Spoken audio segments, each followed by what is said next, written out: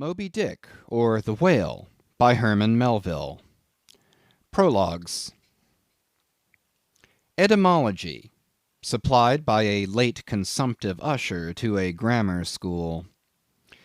The pale usher, threadbare in coat, heart, body, and brain, I see him now. He was ever dusting his old lexicons and grammars with a queer handkerchief, mockingly embellished with all the gay flags of all the known nations of the world. He loved to dust his old grammars. It somehow mildly reminded him of his mortality. Quote, "While you take in hand to school others, and to teach them by what name a whale-fish is to be called in our tongue, leaving out through ignorance the letter H, which almost alone maketh the signification of the word, you deliver that which is not true." Hakluyt. Quote, "Whale, Swedish and Danish hval. This animal is named from roundness or rolling, for in Danish hvalt is arched or vaulted." Webster's Dictionary. Quote, "Whale, it is more immediately from the Dutch and German valen, Anglo-Saxon valvian, to roll, to wallow." Richardson's Dictionary. Keitos, Greek. Ketus, Latin. Whale, Anglo-Saxon. Hvalt, Danish. Val, Dutch. Hval, Swedish. Hvale, Icelandic. Whale, English. Baleine, French. Balena, Spanish. Piki Nui Nui, Fiji. Piki Nui Nui, Arrow-Manguin. Extracts supplied by a sub-librarian. It will be seen that this mere painstaking burrower and grubworm of a poor devil of a sub-sub appears to have gone through the long Vaticans and street stalls of the earth, picking up whatever random allusions to whales he could anyways find in any book whatsoever, sacred or profane. Therefore you must not, in every case at least, take the higgledy-piggledy whale statements, however authentic, in these extracts, for veritable gospel cetology. Far from it. As touching the ancient authors generally, as well as the poets here appearing, these extracts are solely valuable or entertaining, as affording a glancing bird's-eye view of what has been promiscuously said, thought, fancied, and sung of Leviathan by many nations and generations, including our own. So fare thee well, poor devil of a sub-sub, whose commentator I am. Thou belongest to that hopeless sallow tribe which no wine of this world will ever warm, and for whom even pale sherry would be too rosy strong, but with whom one sometimes loves to sit and feel poor devilish too, and grow convivial upon tears, and say to them bluntly, with full eyes and empty glasses, and in not altogether unpleasant sadness, give it up, sub-subs. For by how much the more pains ye take to please the world, by so much more shall ye forever go thankless. Would that I could clear out Hampton Court and the Tuileries for you. But gulp down your tears, and hie aloft to the royal mast with your hearts. For your friends who have gone before are clearing out the 7-storied heavens, and making refugees of long-pampered Gabriel, Michael, and Raphael against your coming. Here you strike but splintered hearts together, there you shall strike unsplinterable glasses." Extracts. Quote, "And God created great whales." Genesis. Quote, "Leviathan maketh a path to shine after him, one would think the deep to be hoary." Job. Quote, "Now the Lord had prepared a great fish to swallow up Jonah." Jonah. Quote, "There go the ships, there is that Leviathan whom thou hast made to play therein." Psalms. Quote, In that day the Lord, with his sore and great and strong sword, shall punish Leviathan the piercing serpent, even Leviathan that crooked serpent, and he shall slay the dragon that is in the sea. Isaiah. Quote, and what thing soever besides cometh within the chaos of this monster's mouth, be it beast, boat, or stone, down it goes all incontinently that foul great swallow of his, and perisheth in the bottomless gulf of his paunch. Holland's Plutarch's Morals. Quote, the Indian Sea breedeth the most and biggest fishes that are, among which the whales and whirlpools called Balena take up as much in length as 4 acres or arpens of land. Holland's Pliny. Quote, scarcely had we proceeded 2 days on the sea, when about sunrise a great many whales and other monsters of the sea appeared. Among the former one was of a most monstrous size. This came towards us open-mouthed, raising the waves on all sides, and beating the sea before him into a foam. Tooke's Lucian. The True History. Quote, he visited this country also with a view of catching horse whales, which had bones of very great value for their teeth, of which he brought some to the king. The best whales were catched in his own country, of which some were 48, some 50 yards long. He said that he was one of 6 who had killed 60 in 2 days. Other or Ochther's verbal narrative taken down from his mouth by King Alfred, A.D. 890. Quote, and whereas all the other things, whether beast or vessel, that enter into the dreadful gulf of this monster's (whale's) mouth, are immediately lost and swallowed up, the sea gudgeon retires into it in great security, and there sleeps. Montaigne, Apology for Raymond Sebond. Quote, let us fly, let us fly. Old Nick take me if it's not Leviathan, described by the noble prophet Moses in the life of the patient Job. Rabelais. Quote, this whale's liver was 2 cartloads. Stow's Annals. Quote, the great Leviathan that maketh the seas to seethe like boiling pan. Lord Bacon's version of the Psalms. Quote, touching that monstrous bulk of the whale or orc we have received nothing certain. They grow exceeding fat, insomuch that an incredible quantity of oil will be extracted out of one whale. Ibid, History of Life and Death. Quote, the sovereignest thing on earth is Parmacetti for an inward bruise. King Henry. Quote, very like a whale. Hamlet.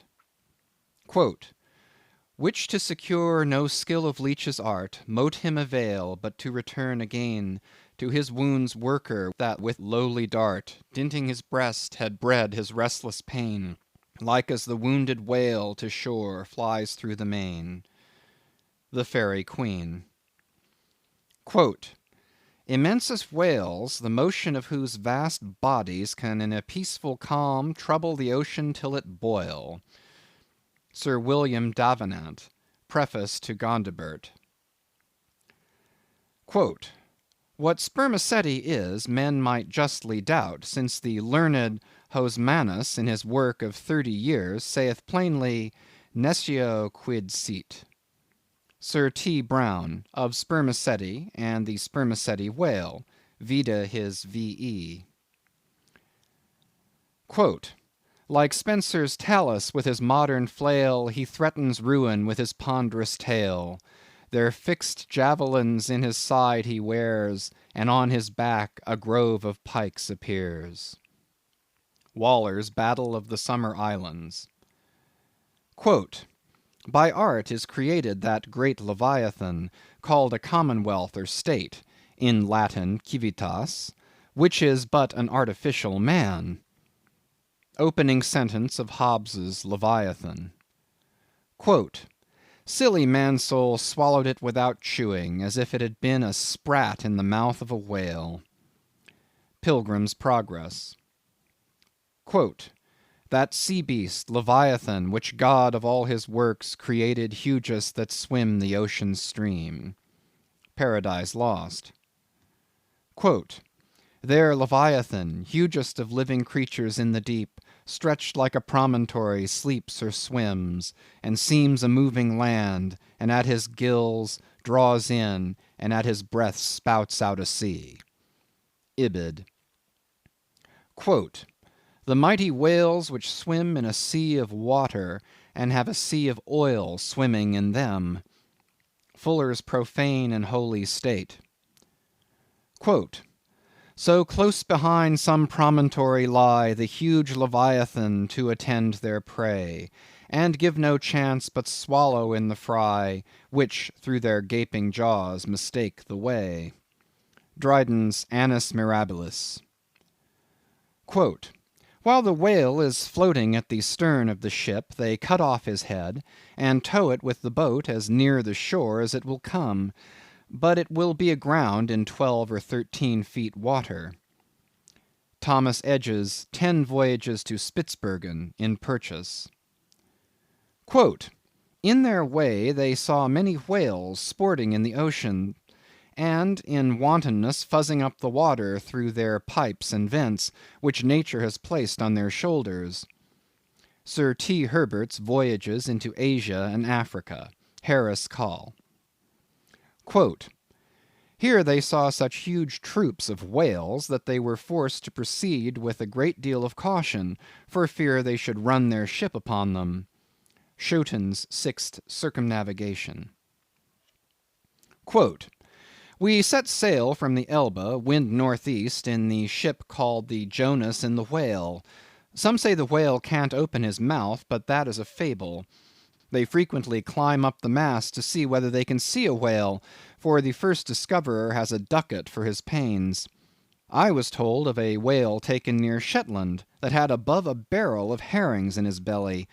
One of our harpooneers told me that he caught once a whale in Spitzbergen that was white all over. A Voyage to Greenland, A.D. 1671. Harris Coll. Quote, several whales have come in upon this coast, Fife.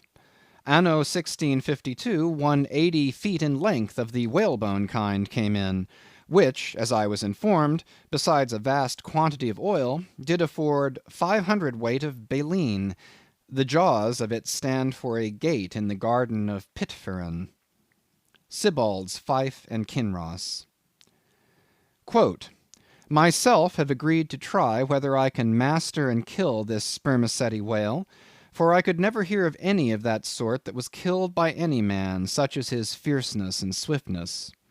Richard Straffer's Letter from the Bermudas, Philosophical Transactions, A.D. 1668. Quote, whales in the sea god's voice obey. N.E. Primer.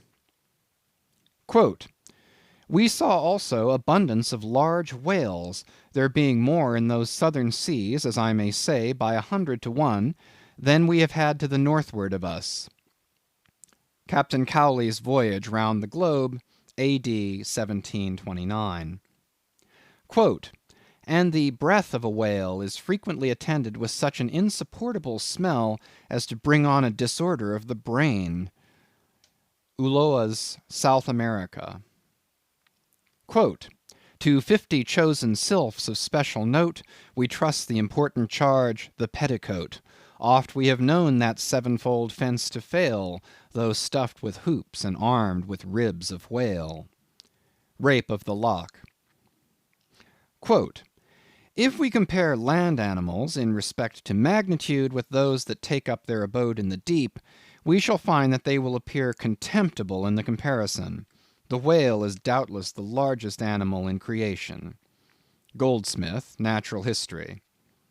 Quote, if you should write a fable for little fishes, you would make them speak like great whales.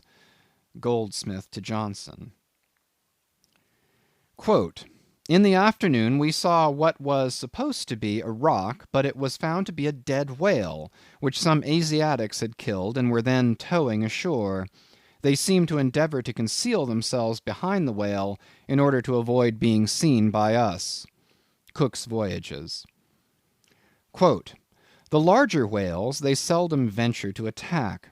They stand in great dread of some of them, that when out at sea they are afraid to mention even their names, and carry dung, limestone, juniper wood, and some other articles of the same nature in their boats, in order to terrify and prevent their too near approach. Uno von Troil's Letters on Banks's and Solander's Voyage to Iceland in 1772. Quote, the spermaceti whale found by the Nantuckois is an active, fierce animal, and requires vast address and boldness in the fisherman. Thomas Jefferson's Whale Memorial to the French Minister in 1778. Quote, and pray, sir, what in the world is equal to it? Edmund Burke's reference in Parliament to the Nantucket whale fishery. Quote, Spain, a great whale stranded on the shores of Europe. Edmund Burke, somewhere. Quote, a 10th branch of the king's ordinary revenue, said to be grounded on the consideration of his guarding and protecting the seas from pirates and robbers, is the right to royal fish, which are whales and sturgeon, and these, when either thrown ashore or caught near the coast, are the property of the king. Blackstone. Quote, soon to the sport of death the crews repair, Rodmond unerring o'er his head suspends the barbed steel, and every turn attends. Falconer's Shipwreck. Quote, bright shone the roofs, the domes, the spires, and rockets blue self-driven, to hang their momentary fire around the vault of heaven. So fire with water to compare the ocean serves on high, upspouted by a whale in air to express unwieldy joy. Cowper on the Queen's visit to London. Quote, 10 or 15 gallons of blood are thrown out of the heart at a stroke, with immense velocity. John Hunter's account of the dissection of a whale, a small-sized one. Quote, the aorta of a whale is larger in the bore than the main pipe of the waterworks at London Bridge, and the water roaring in its passage through that pipe is inferior in impetus and velocity to the blood gushing from the whale's heart. Paley's Theology. Quote, the whale is a mammiferous animal without hind feet. Baron Cuvier. Quote, in 40 degrees south we saw spermaceti whales, but did not take any till the 1st of May, the sea being then covered with them. Colnett's Voyage for the purpose of extending the spermaceti whale fishery. Quote, in the free element beneath me swam, floundered and dived, in play, in chase, in battle, fishes of every color, form, and kind, which language cannot paint, and mariner had never seen, from dread Leviathan to insect millions peopling every wave, gathered in shoals immense, like floating islands, led by mysterious instincts through that waste and trackless region, though on every side assaulted by voracious enemies, whales, sharks, and monsters armed in front or jaw, with swords, saws, spiral horns, or hooked fangs. Montgomery's World Before the Flood. Io, Paean, Io, sing to the finny people's king. Not a mightier whale than this in the vast Atlantic is, not a fatter fish than he flounders round the polar sea. Charles Lamb's Triumph of the Whale. Quote, in the year 1690 some persons were on a high hill observing the whales spouting and sporting with each other, when one observed, there, pointing to the sea, is a green pasture where our children's grandchildren will go for bread. Obed Macy's History of Nantucket. Quote, I built a cottage for Susan and myself, and made a gateway in the form of a Gothic arch, by setting up a whale's jaw bones. Hawthorne's Twice Told Tales. Quote, she came to bespeak a monument for her first love, who had been killed by a whale in the Pacific Ocean no less than 40 years ago. Ibid. Quote, "No, sir, 'tis a right whale," answered Tom. "I saw his spout. He threw up a pair of as pretty rainbows as a Christian would wish to look at. He's a raal oil butt, that fellow." Cooper's Pilot. Quote, "The papers were brought in, and we saw in the Berlin Gazette that whales had been introduced on the stage there." Eckermann's Conversations with Goethe. Quote, "My God, Mr. Chase, what is the matter?" I answered, "We have been stove by a whale." Narrative of the shipwreck of the whale ship Essex of Nantucket, which was attacked and finally destroyed by a large sperm whale in the Pacific Ocean. By Owen Chase of Nantucket, first mate of said vessel. New York, 1821. Quote, "A mariner sat in the shrouds one night. The wind was piping free. Now bright, now dimmed was the moonlight pale, and the phosphor gleamed in the wake of the whale as it floundered in the sea." Elizabeth Oakes Smith. Quote, "The quantity of line withdrawn from the boats engaged in the capture of this one whale amounted altogether to 10,440 yards, or nearly 6 English miles. Sometimes the whale shakes its tremendous tail in the air, which, cracking like a whip, resounds to the distance of 3 or 4 miles." Scoresby. Quote, "Mad with the agonies he endures from these fresh attacks, the infuriated sperm whale rolls over and over. He rears his enormous head, and with wide expanded jaws snaps at everything around him. He rushes at the boats with his head, they are propelled before him with vast swiftness, and sometimes utterly destroyed. It is a matter of great astonishment that the consideration of the habits of so interesting, and in a commercial point of view, so important an animal as the sperm whale, should have been so entirely neglected, or should have excited so little curiosity among the numerous, and many of them competent observers, that of late years must have possessed the most abundant and most convenient opportunities of witnessing their habitudes." Thomas Beale's History of the Sperm Whale, 1839. Quote, "The cachalot (sperm whale) is not only better armed than the true whale (Greenland or right whale) in possessing a formidable weapon at either extremity of its body, but also more frequently displays a disposition to employ these weapons offensively, and in a manner at once so artful, bold, and mischievous, as to lead to its being regarded as the most dangerous to attack of all the known species of the whale tribe." Frederick de Bell Bennett's Whaling Voyage round the Globe, 1840. Quote, October 13. "There she blows," was sung out from the masthead. "Where away?" demanded the captain. "3 points off the lee bow, sir." "Raise up your wheel. Steady." "Steady, sir." "Masthead ahoy! Do you see that whale now?" "Aye, aye, sir. A shoal of sperm whales. There she blows. There she breaches." Sing out every time." "Aye, aye, sir." "There she blows. There, thar she blows. Bows, bows." "How far off?" 2 miles and a half. Thunder and lightning, so near. Call all hands. J. Ross Brown's Etchings of a Whaling Cruise, 1846. Quote, "The whale ship Globe, on board of which vessel occurred the horrid transactions we are about to relate, belonged to the island of Nantucket." Narrative of the Globe, by Lay and Hussey survivors, A.D. 1828. Quote, "Being once pursued by a whale which he had wounded, he parried the assault for some time with a lance, but the furious monster at length rushed on the boat, himself and comrades only being preserved by leaping into the water when they saw that onset was inevitable." Missionary Journal of Tyerman and Bennett. Quote, "Nantucket itself," said Mr. Webster, "is a very striking and peculiar portion of the national interest. There is a population of 8,000 or 9,000 persons living here in the sea, adding largely every year to the national wealth by the boldest and most persevering industry."